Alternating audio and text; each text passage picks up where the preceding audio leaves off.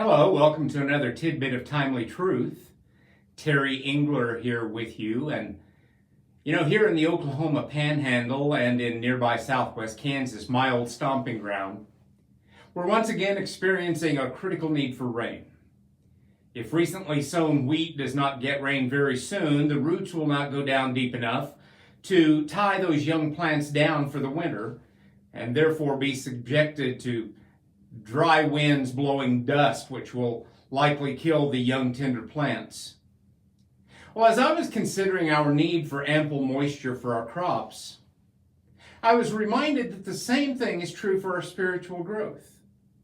Unless watered by a satisfying relationship with Jesus, we will find ourselves in a spiritual drought that will eventually allow every wind of doctrine to suck away what's left of our spiritual health.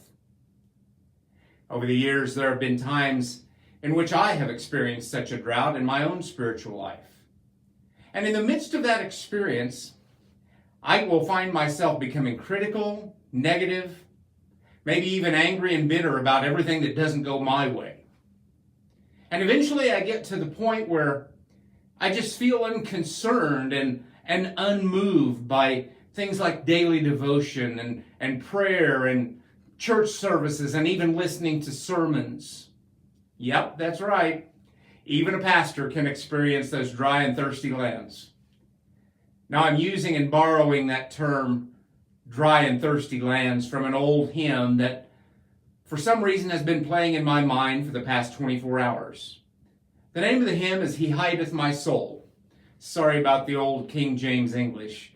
But that's a hymn whose lyrics were written by Fanny J. Crosby and the music by William J. Kirkpatrick way back in 1890. And the chorus of that great old song goes like this. He hideth my soul in the cleft of the rock, that shadows a dry, thirsty land.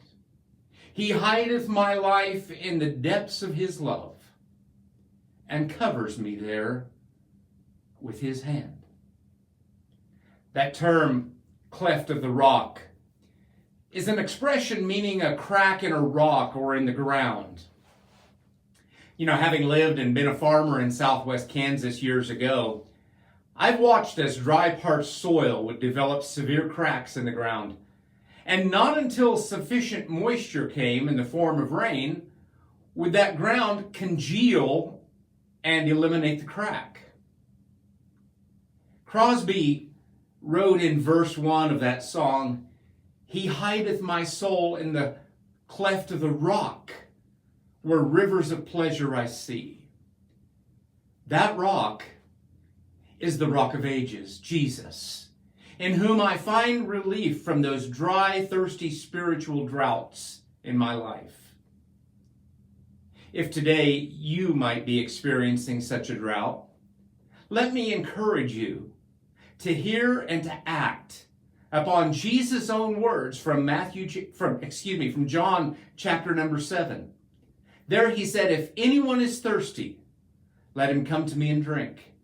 The one who believes in me, as the scripture said, from his innermost being will flow rivers of living water.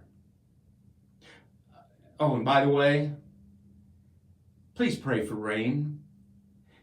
God has always been faithful to respond to prayers for rain with some much needed moisture, and he will do it again. See you next time.